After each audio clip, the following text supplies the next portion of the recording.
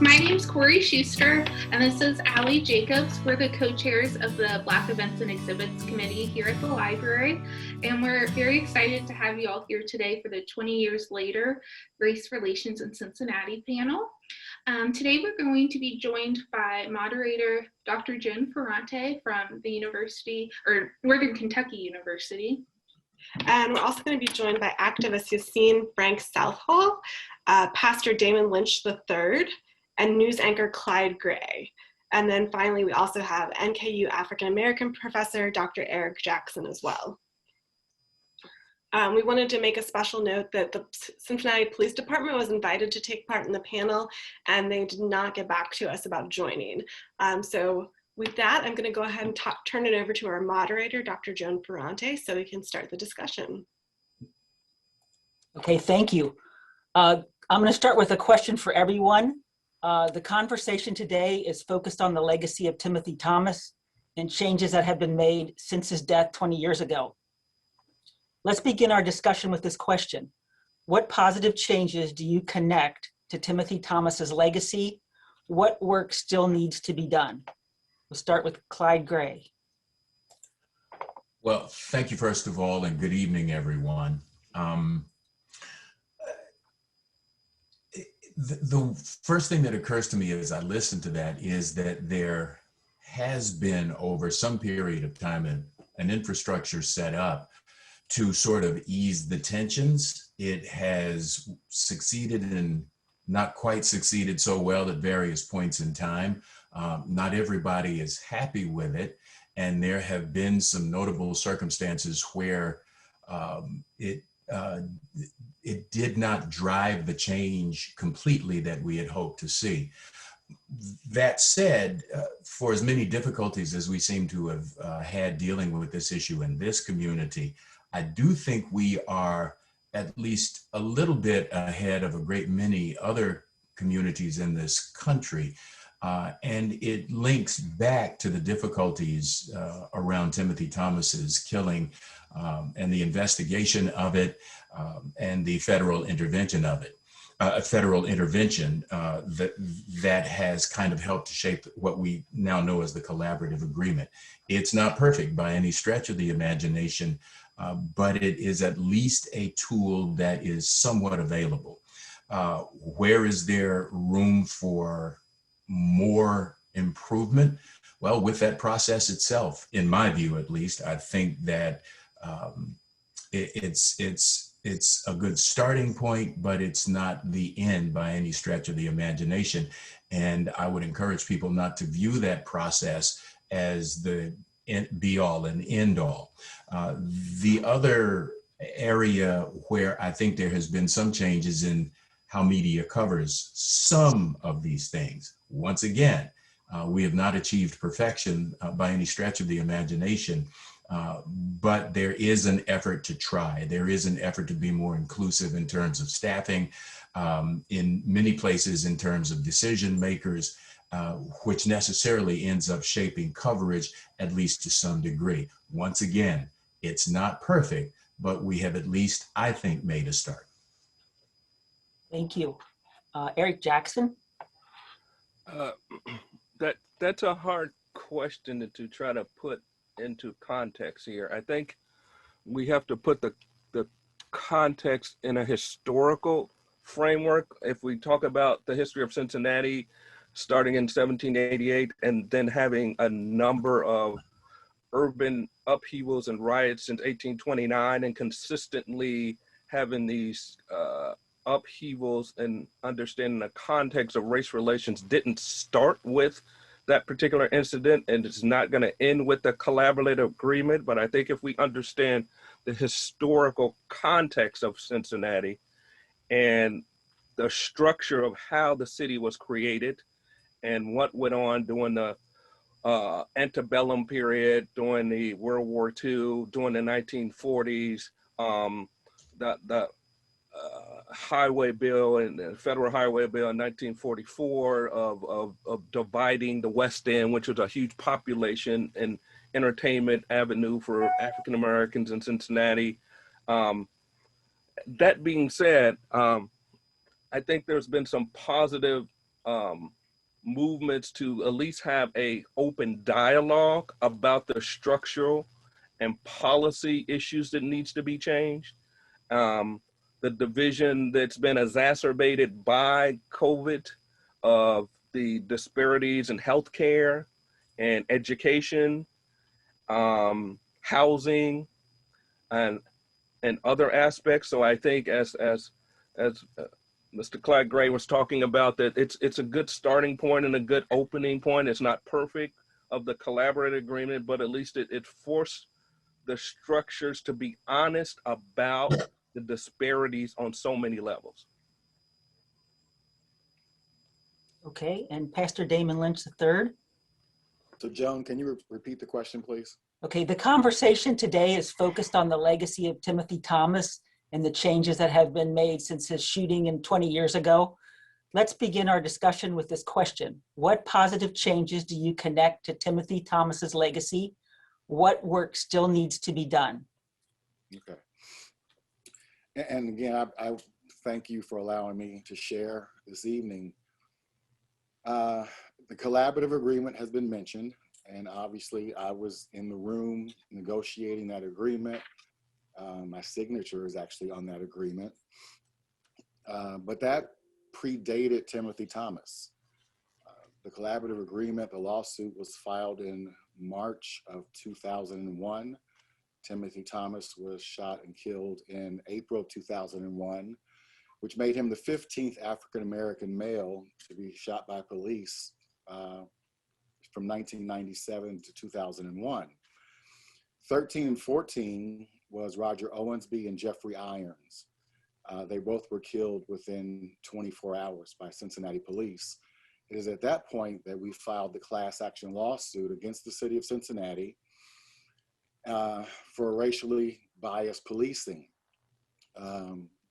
Racial profiling, we firmly believe, is where skin color becomes evidence of the proclivity to commit crime.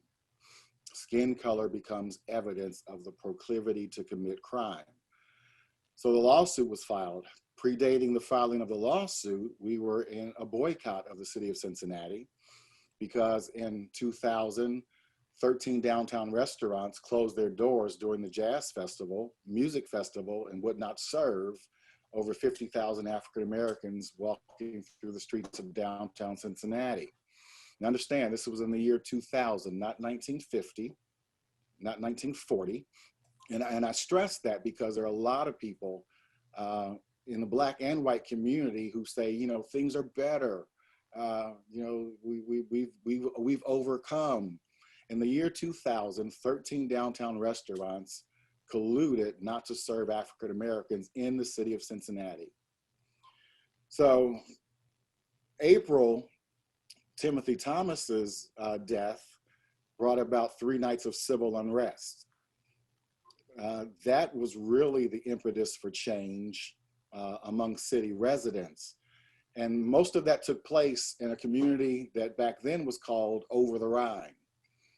And maybe we'll talk about this within this hour, because now it's OTR, it's hip. And so you don't want to call it Over the Rhine anymore because that brings back bad memories. So it's OTR. So Timothy Thomas was shot and killed in Over the Rhine. Well, Over the Rhine houses Music Hall. The symphony is there. The ballet is there. The Cincinnati Pops is there. And if there's unrest in Over the Rhine, there's a dis-ease in the suburbs because the people in the suburbs come downtown to play. So they woke up when there was 3 nights of civil unrest and they called and said, Damon, what can we do? People from Indian Hill, everywhere said, you know, what can we do? Business leaders, what can we do? So Cincinnati CAN was formed. I was one of the 3 chairs of Cincinnati CAN for a while until I got fired by the mayor. So those were some of the changes. The collaborative, which predated Timothy Thomas, the work of Cincinnati CAN, which came after Timothy Thomas, and the 3 nights of civil unrest.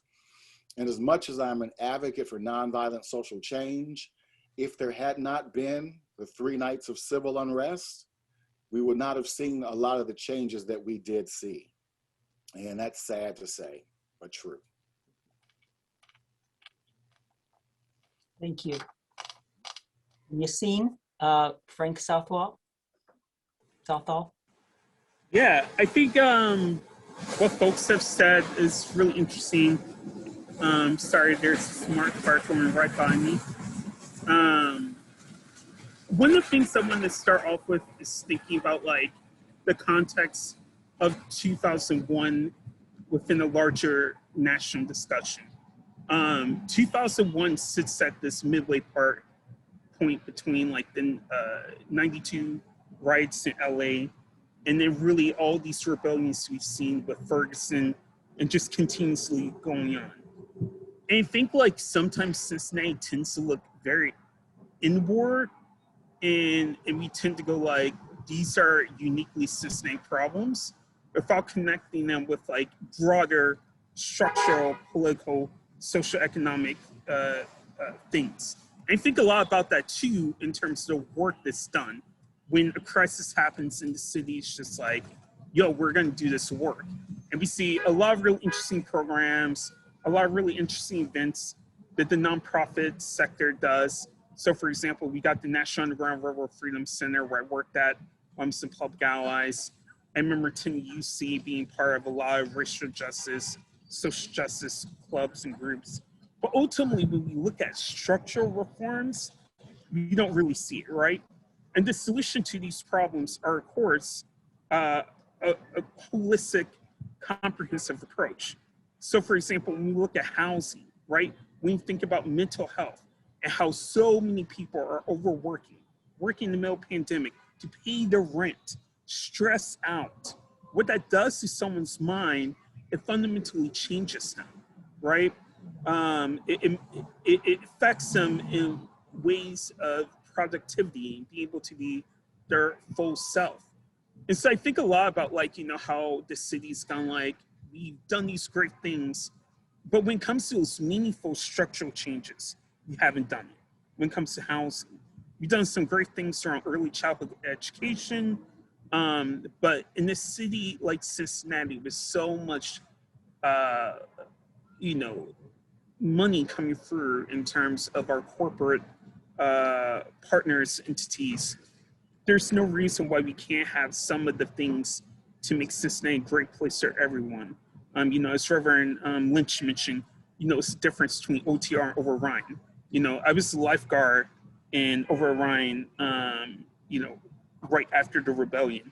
I remember seeing just how, like, it's a very, I can't really describe a word. It's a very strange feeling to know that your city went through an experience like it did. And then it kind of feels like brushed under a rug, right? It's like the response to like what happened in 2001 wasn't let's improve people's lives. It's like, let's move out the dangerous element from out of the city core, you know, as Reverend Lynch was talking about. So I think really, we really haven't gone that far, in my opinion. Yes, thank you for all this, the 4 different perspectives on this that really come together to look at it from a broader historical context and the shortcomings really of what has happened in the last 20 years. My next question, what I have planned is to have a specific question for each panelist. And I will also at the end I'll have a general question, which will be, what question would you like me to have asked so that I do cover all important issues or the important issues. I'll start with Professor Jackson, Eric Jackson, and just mention that in preparing for this event, I reread the collaborative agreement and was struck by the writing on page 1 that defined casting blame as an obstacle to progress and asked that people put energy into problem-solving oriented policing and partnerships. On this first page, it also said that the FOP and the city of Cincinnati were signing on, even though both denied charges, piling up in the courts at the time of racially biased policing. Did we need this kind of introduction, or is there another introduction would have been a better introduction to the collaborative agreement?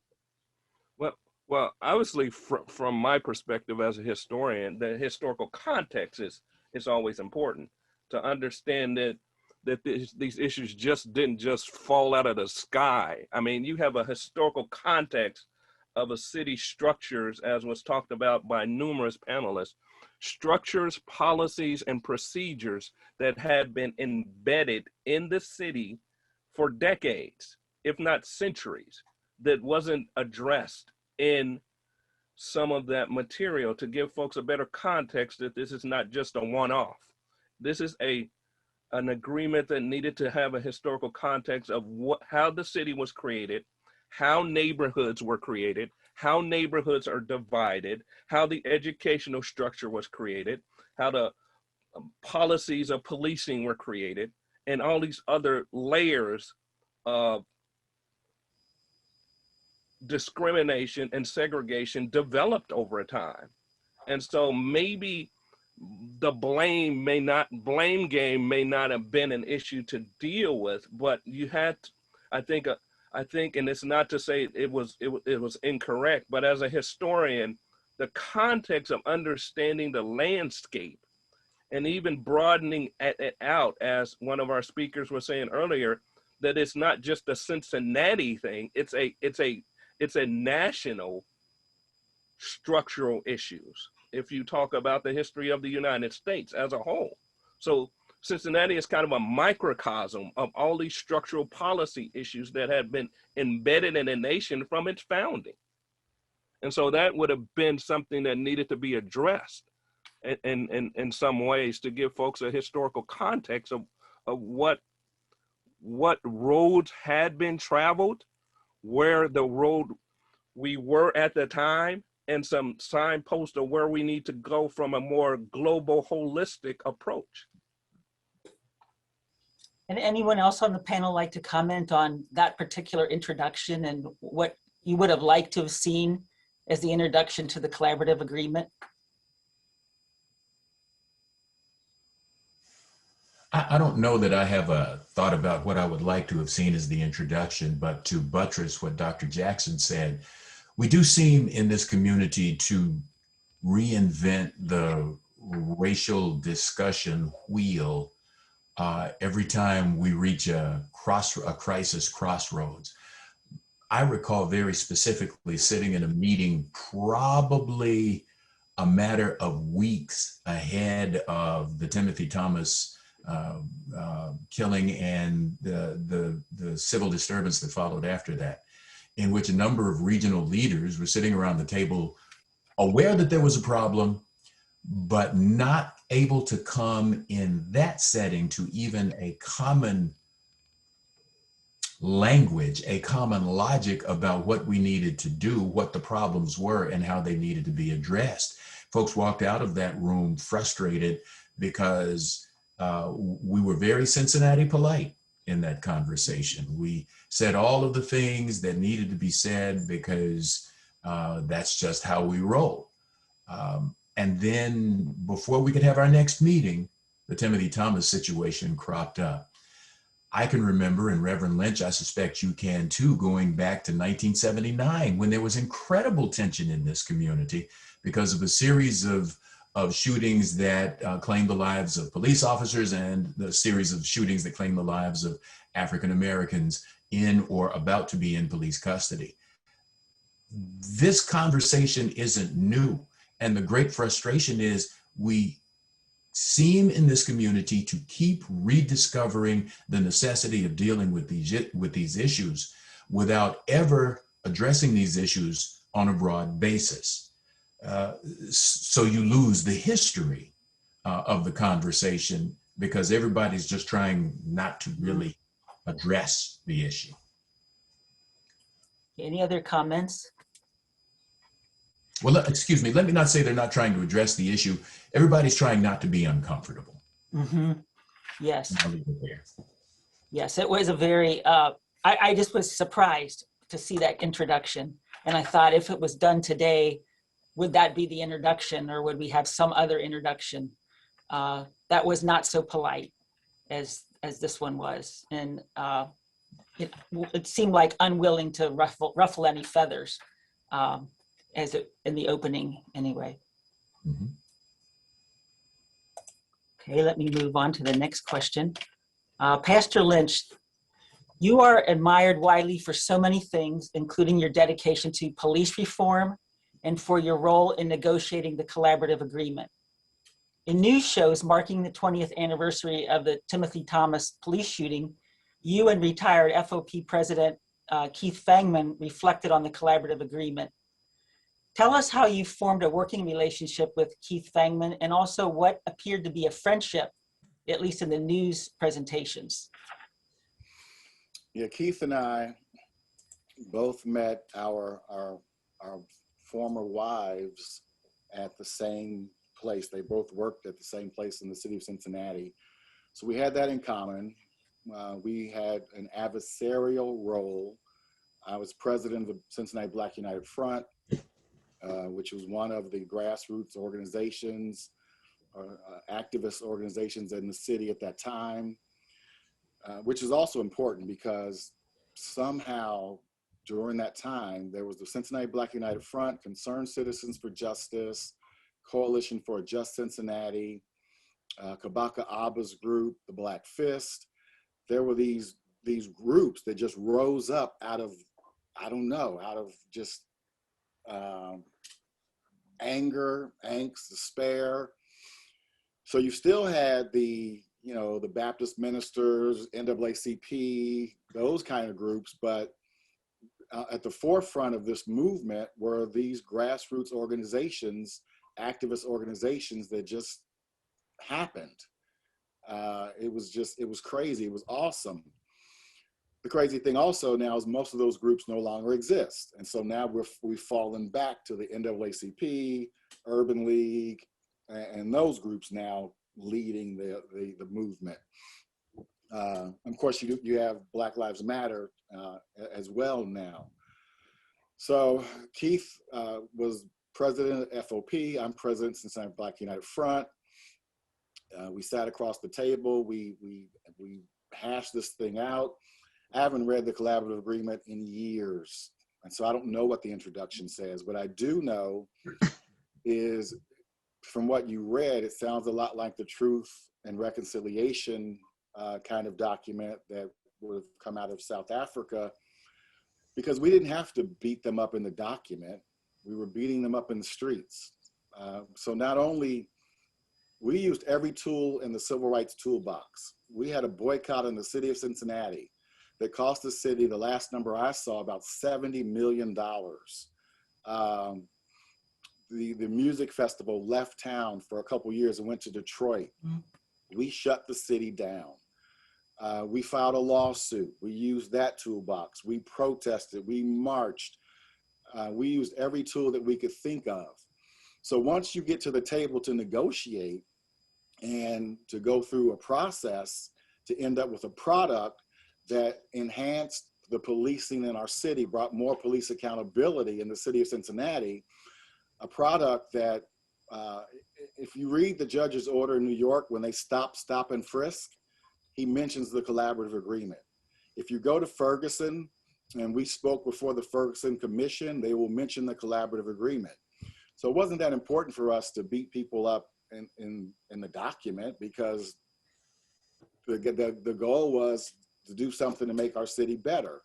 So we had three things. We had the same problem as everybody else. I posted in the chat the quote from Dr. King's "I Have a Dream" speech that I think people miss. I mean, they know parts of it, but they never quote this part where he talks about the winds of police brutality. In 1963, standing there at the Lincoln Memorial, he talked about the winds of police brutality. So the problem is not new. What we wanted, though, was a process that was different. Pittsburgh had just gone through the same thing, ended up with a consent decree. Justice Department came in, they got a consent decree. Everybody gets a consent decree. Ferguson, everybody's gonna get the same thing. The feds will come in, they'll make some changes. You get the consent decree, but yet people still can't work together. We said, we know we're gonna get the product. That's not a problem. But what process do we use? How do we engage 3,200 Cincinnatians in this process, which is what we did? How do we come up with 5 things that everybody can agree on, the activists and even the police officers' wives? Mm-hmm. So at the end of the day, not only do we have greater police accountability, but we have a stronger community. That was the goal. So 20 years later, Iris Rowley is still on the front lines fighting for police, better policing in our city and safety in our city. So that's how we got there. Keith Fangman is now in Florida on a fishing boat, living his life. I'm still in Cincinnati, talking about the same stuff. Yeah. Mm-hmm. I don't want to make it too micro oriented, but I think I read that you went to his office, and if you hadn't gone to his office, what would that have meant? I mean, would things have moved forward without Yeah, sure. I mean, they were going to come to we invited the FOP to the table. Normally, rank and file is not invited to the table. The city, the lawsuit was filed against the city, so that meant Stryker would be there. The city's representatives would be there. But we wanted the FOP. FOP represents the rank and file. FOP represents those cops that are out there abusing their power and killing unarmed African-American men and women.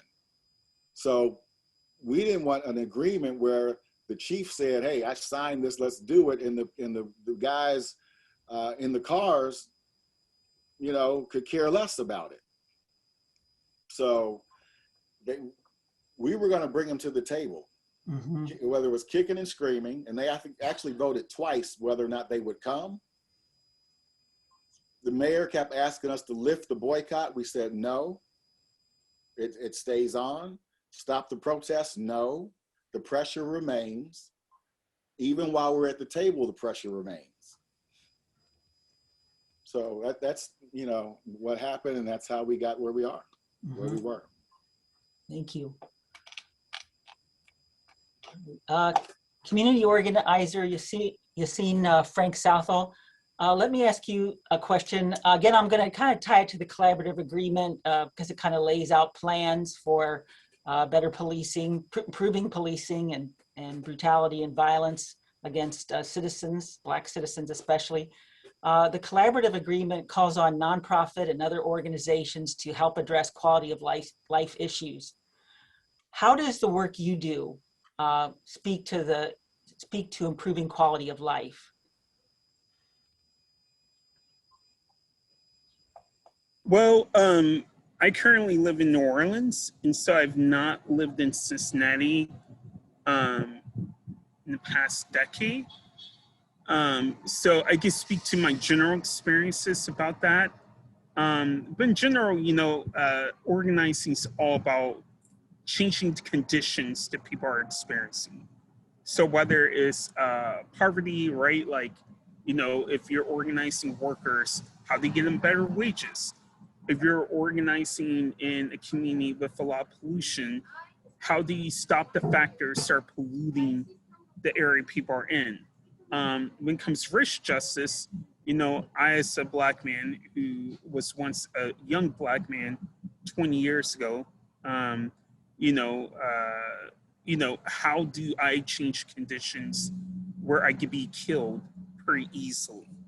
And so I think that is what organizing is all about. That is why, you know, boycott was needed. I remember one of the things I was involved with this 2 groups around the time of the riots, CRY, Cincinnati Radical Youth, that was started.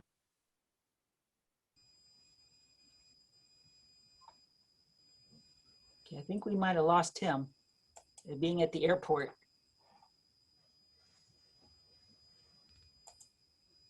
Okay. Yeah, maybe he'll sign back on. Okay, I'll just move on. All right, for Clyde Gray. Oh no. Yes. Oh, he's back. Sorry, my That's battery fine. just died. You're here. Can you all That's hear good. me? Yes. Yeah, so to go back to what I was saying, I was involved with a group called Funab Bombs that got involved with Walnut Hills and Cincinnati Radical Youth. And they think a lot about, like, you know, one of the key experiences for me was really thinking about how was this work different than my other colleagues and my the other folks and other students I was working with. And for me, it was literally the mental health impact of realizing that, you know, at any given moment, I could be killed, regardless of what I'm doing, where I was at. That was one of the life-changing moments. You know, like, you know, your parents raise you, say yes, ma'am, yes, sir, to police officers, but ultimately internalizing, realizing how much of reality that was in Cincinnati ultimately had a major impact on me. So when I think a lot about organizing, and when it comes to police accountability, is how do we make it so that young Black boys don't have to hold the weight of the world of worrying about whether or not they're going to be killed by a police officer. So I think a lot about that when it comes to organizing and the work of organizers in this movement, like, you know, seeing Reverend Lynch, you know, and seeing all the folks, like, you know, the March for Justice and, you know, those things shifted things. I remember when Whoopi Goldberg decided not to come to Cincinnati, I was like, this is real, you know. That type of change did have an impact as on the city, you know, it brought people to the table. So organizing is about changing conditions.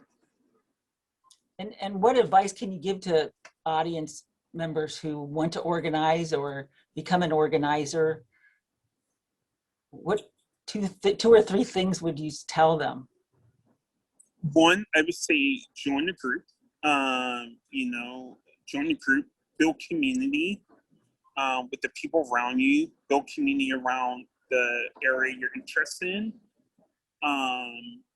You know, those are really the key basics. You know, organizing is about relationships. So if you have relationships with people, then you're going to be able to work together. So yeah, I would say that's pretty much core. Mm-hmm. Can you give me one example of how you build community? One example, yeah, one example is just listening, like, you know, be involved in people's events. So say, for example, if you're an ally, which I feel like it's a very weird term, but if you are someone who is interested in solidarity, what does it mean to, like, actually learn about what people are going through? And what does it learn to get behind Black leadership? Like, you know, if you're working on issues of gender justice, what does it look like to get behind women leaders or gender non-conforming leaders? So I think a lot about that is fit this scale.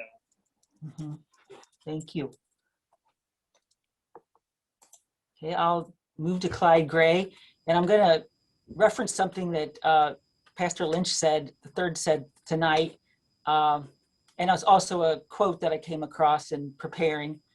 He said, while we were fighting for better community police relations, there were others fighting to take over the entire community, to move people out, to displace people.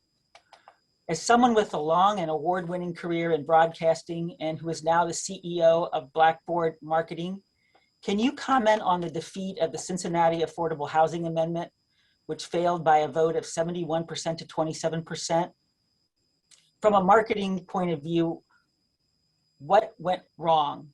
And I'm saying that in a very loose sense. Wow.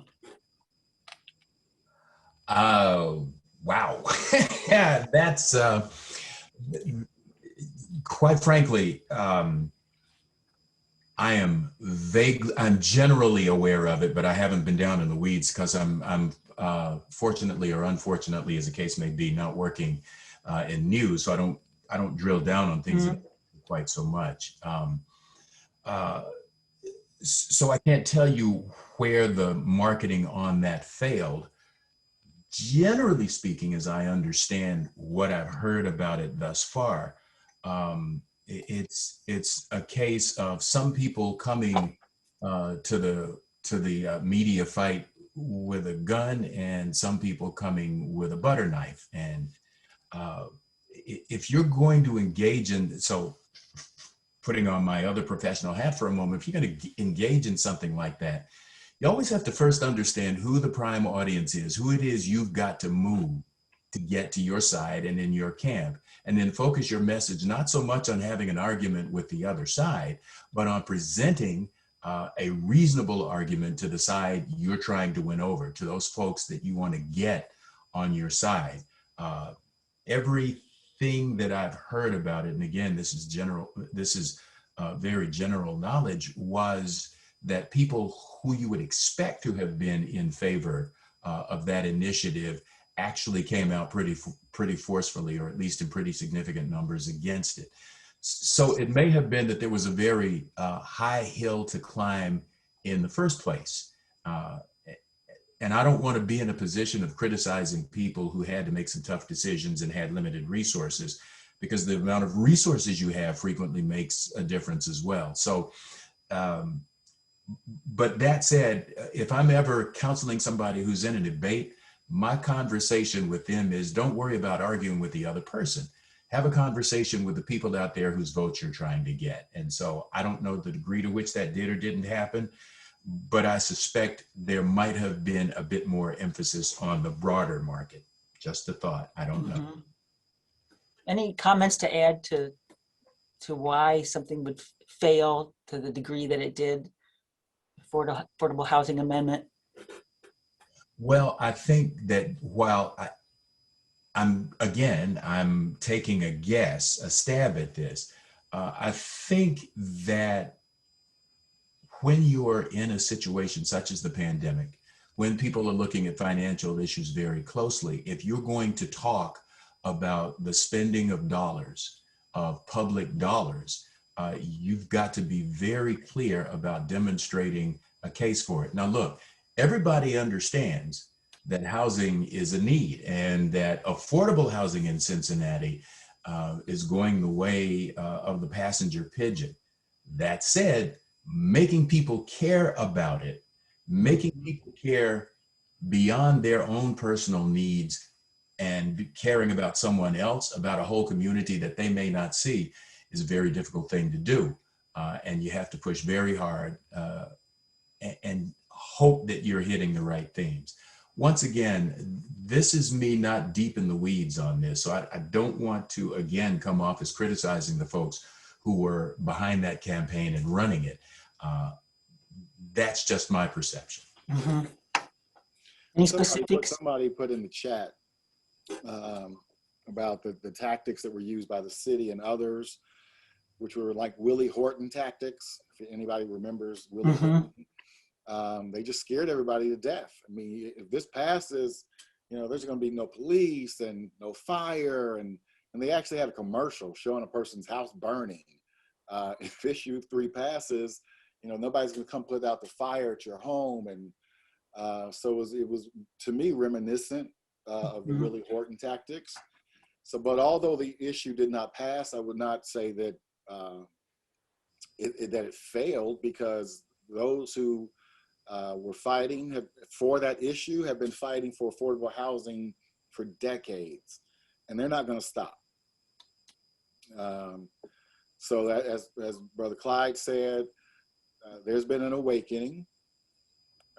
More money will go towards affordable housing now because of that effort. But those who are standing for affordable housing, we're not going to stop. Thank you. All right, this is a question for everyone. In the context of the Black Lives Matter, the collaborative agreement has been heralded as a model for guiding policing and police community partnerships. If someone from another city asks you for advice on implementing Cincinnati's collaborative agreement, what words of encouragement and caution would you offer? We can start with Professor Jackson. I think I would say use it as a opening for a bigger discussion, because again, you have to make a holistic approach that police community relations is just one way of getting at structural disparities and policies and procedures, because you have another side or different sides of the coin, because you also have to deal with the healthcare disparities, the educational disparities, the housing disparities we were just talking about. So you can use the collaborative agreement as an opening discussion for other avenues. And I guess the way of doing that is not just stay in that realm, which I'm not saying it's not important, but there's so many layers to deal with from a structural perspective. Mm-hmm. All right. And I'll just stay with you for a minute, Professor Jackson. Are we a little too proud, present this collaborative as are we a little too proud of ourselves, in at least the way I see it in the paper and the news and the way I see people talking about it? It just hasn't delivered really the degree to which we hoped it would. I wouldn't use the term proud. I would use that again, from a holistic perspective. I think it's hard to wrap yourself around the bigger layers of structural change. It's easier to focus in some ways on the small steps, which is understandable. But again, healthcare disparities has to be coupled with all these other things that one of our panelists was talking about. Mental health, which is part of the healthcare disparities. And we were just talking about housing, and we haven't even drilled down on education. I mean, there's so many layers to these structural issues from a holistic perspective. I wouldn't say that I think it's just we need to not reinvent the wheel all the time, as Clyde Gray was talking about earlier. This is not a new conversation. People want to start from ground zero and have these conversations and pretend that they don't know that there's structural issues that needs to be changed, and pretend that they don't know how to change them. Yes. Would you like to comment, Pastor Lynch? Yeah, I would say, I wouldn't say that we are too proud, but I'd say we are proud. And again, remember, I negotiated the agreement. So we are proud, and you have to be proud of the work that you've done. I'm not sure what people expected out of the agreement. Our goal was to bring accountability to policing in this city, and the refresh that is taking place now, people do feel more comfortable to some degree. Policing is better in the city of Cincinnati than it was during that time. We made a lot of positive changes. We had 3 African-American police chiefs during that time. And when before that, every chief we ever had came from one high school, one side of town. We have had less police deaths in police interventions, less arrests. And again, our police force is not perfect by any means. The work continues.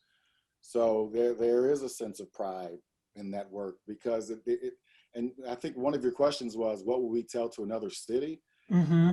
The key is process. What I would just tell them is process. You don't have to take this agreement and copy it. Process. How do you bring your community, your city together to achieve the goal that you want? The key to the collaborative agreement was the process. As I said, problem, everybody's got the same problem. Product, they're all going to pretty much get the same product. Process, bring the community together. Everybody be honest and open, fight it out, hammer it out, and move forward. Okay, and Clyde Gray? Very briefly, I think there is some justifiable pride for this city in having dealt with it the way it has police community relations. I think, however, we ought not to rest on our laurels, and we ought not to ever fully embrace resting on our laurels after a success. After all, this city was in its very recent past home to the fourth largest population of children in poverty. This is a community that has had to struggle with early, Infant had to, mortality. say again?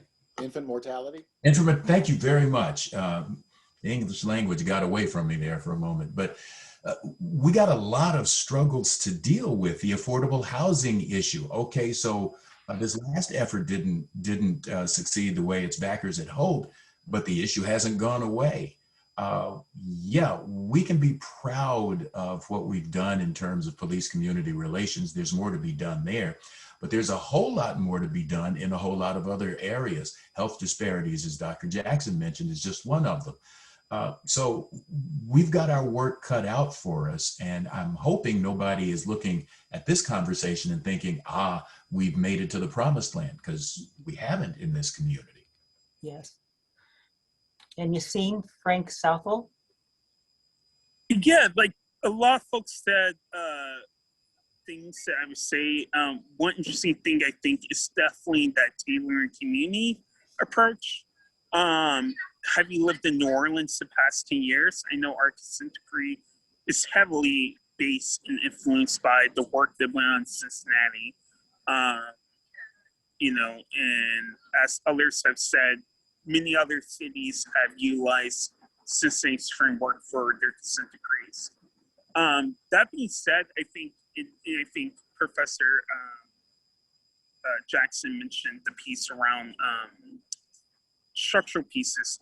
I think we really have to get in the realm of looking at mental health when it comes to policing. I think that in this moment of this current Black Lives Matter movement, you know, there's a lot of fear when people say defund the police. And I really think, like, you know, when you look at countries and other industrialized nations, whether it be South Korea or, you know, Germany, or even the UK, the resources they devote towards mental health to social welfare, in terms of engaging people dealing with other holistic issues, is just massively different. And so that's one of the conversations we're having in New Orleans right now, is what does it look like, for example, for body police officers, or not police officers, but trained professionals to work with people with substance abuse issues. Cincinnati started doing that work, but I think we need to begin thinking about how do we like quadruple these roles in the street. And I think that's when we'll start to see things change. The same way that when we start investing in early childhood education, we passed a preschool promise, we're now seeing the results education-wise on things as we focus money, as mentioned before, on maternal health and infant mortality. We're starting to see things change. And I think if we take the same approach to policing to figure out like how do we do things in a much more comprehensive, holistic way, then things will be good.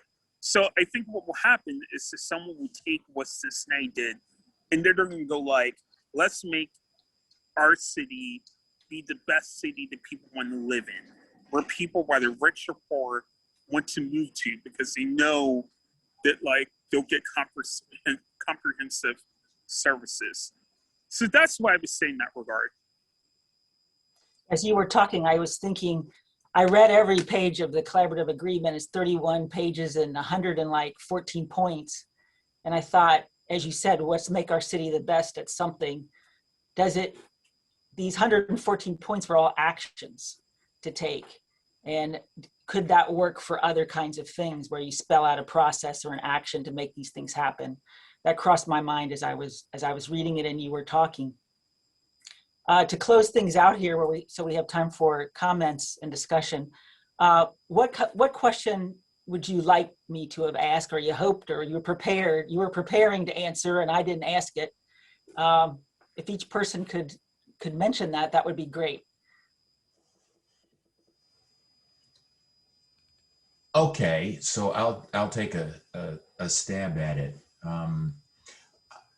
You know, media has a great role in shaping perceptions. and understandings of reality of educating. And so while I don't know what interrogative form I'd put it in, I would say that as part of this conversation, there has to be some discussion about the role of media in this community and how media shape the narrative, shape perceptions of different people, but can also drive necessary change. I recall in the immediate aftermath of the civil disturbance back then, we all came together. That rarely happens, but we all came together to kind of lead to a community discussion. Okay, this is Cincinnati. The discussion never did really get that deep, nor was it prolonged enough to drive real serious change.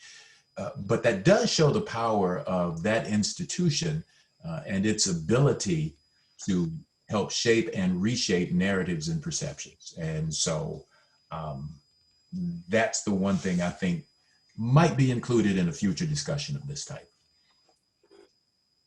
Okay. For me, again, it's healthcare. That's probably because my wife's a nurse and been a nurse for almost 30 years, Mm-hmm. and so having a more diverse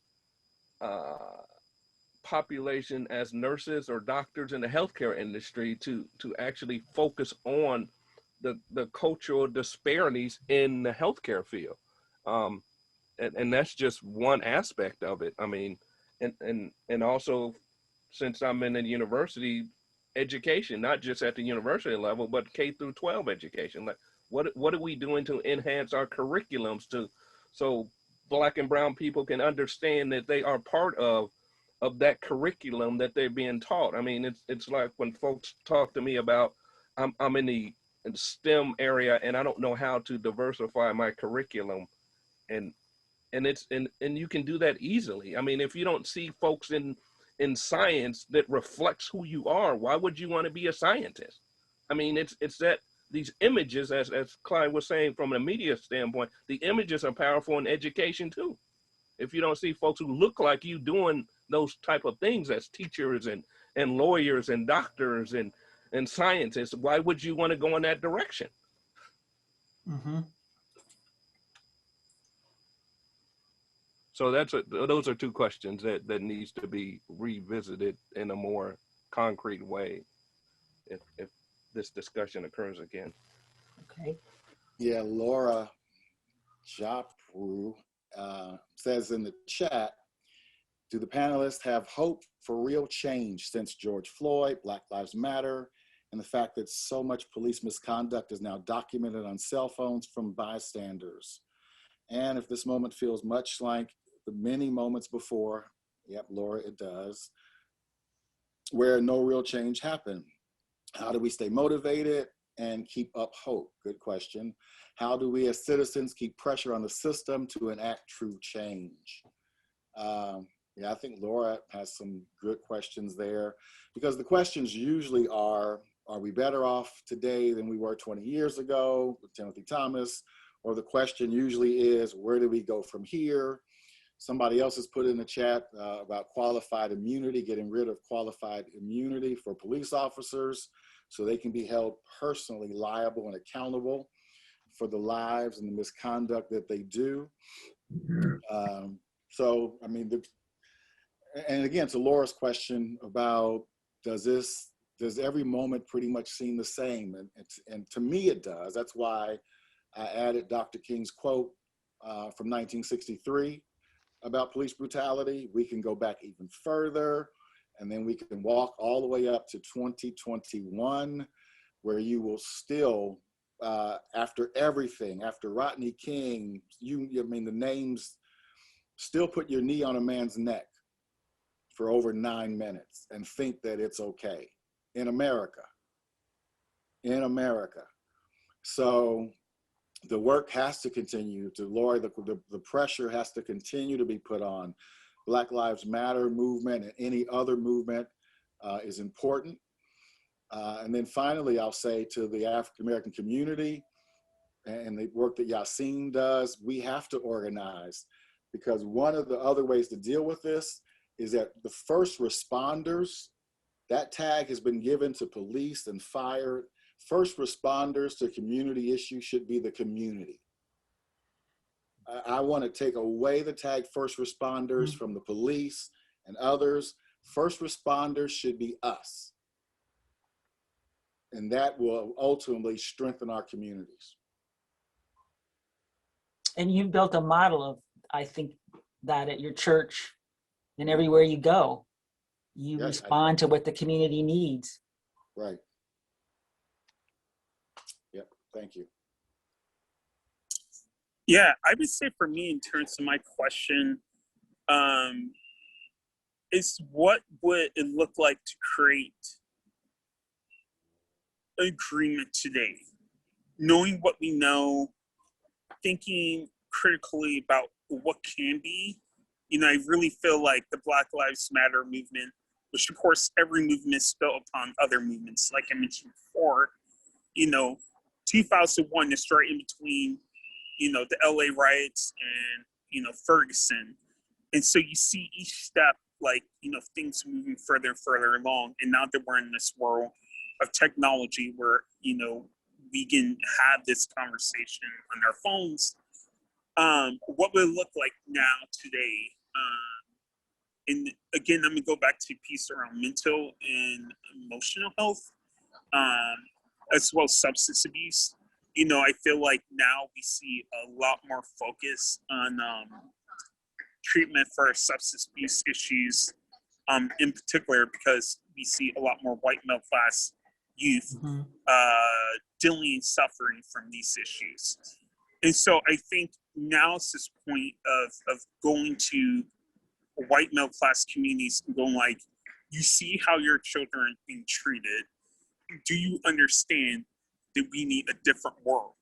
You know, I mean, you know, there's way more complex reasons why people buy into the myths of white supremacy and so on. But I think now's the time to reimagine what a different world looks like in terms of community accountability. I really love that piece around the first responders. And I think once we shift our thinking to that, we're going to see the changes we want, you know. I really do believe that. Thank you. I'll take a look here and see in the chat what's going on. And anybody else in the panel would like to look at them better than I am at seeing probably good questions. Please just shout one out that you see. And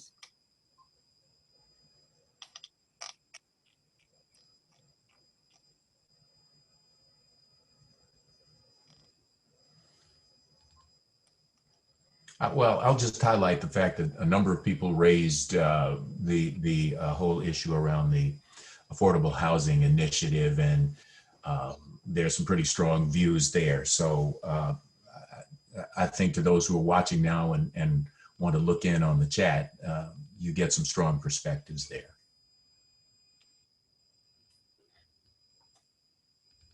how can we dispel the fallacy and excuse for extra police presence, pay, and conduct that Blacks commit more crime, which has been debunked by the Ohio Supreme Court report on racial fairness? Any thoughts on that question? I think you just have to hammer away, right? There are truths that people don't want to hear, right? And one of the things that a mentor of mine once mentioned was the ideal. It doesn't matter if people don't want to hear the truths. You just got to keep hammering away. Because eventually someone's going to adopt your thinking. At some point, someone's going to critically think about how what they see as investments aren't really investments. They're detrimental. So I think really that is what we have to do. It's just keep hammering away, you know. And I think as people learn more, then I think things will get better. What you just said reminds me of a really important quote from me. It came from Sigmund Freud. But the quote is that the voice of the intellect is soft, but it will not rest until it gets a hearing. And that fact that it won't rest is the one of the most positive things we can say about humanity. And your thoughts made me think of that quote. Well, one of my favorite quotes that I always use, ironically, and it's also relevant today, is in 1857, Frederick Douglass said, "If there is no struggle, there is no progress." And he said that in 1857. And I still think that's relevant in 2021. Yes.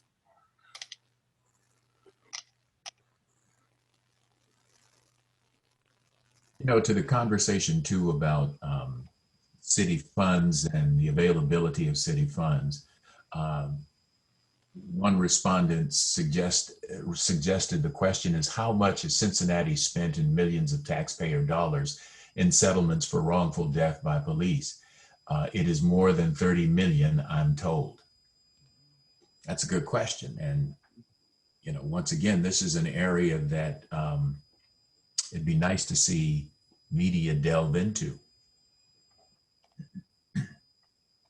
Yes, and I think too, this may sound like a simple statement, but I often tell my students, how much is enough? I mean, people have acquiring so much wealth. Is there a point when we can say, I have enough? Let me share a little bit. And that sounds like a simple question, but if one lived their lives that way and said, I have enough. I don't need it. I don't need another million. I don't need another house. I don't need that would be you know, just a glorious thing to see. But it's very hard to get people to think they have enough. Yes. So any final comments? I think we're at our time now, and I'll turn it back over to the organizers. Okay, well, we would like to thank our panelists and all of our guests today. And we would like to note on May 25th at 7 p.m. again, we'll be holding another panel, Growing into the Struggle for Racial Justice, which will be focusing on the youth perspective of things. So thank you very much. Thank you. Good night. Thank you. Nice to meet everybody. Thank you. Bye. Bye. Bye. Bye.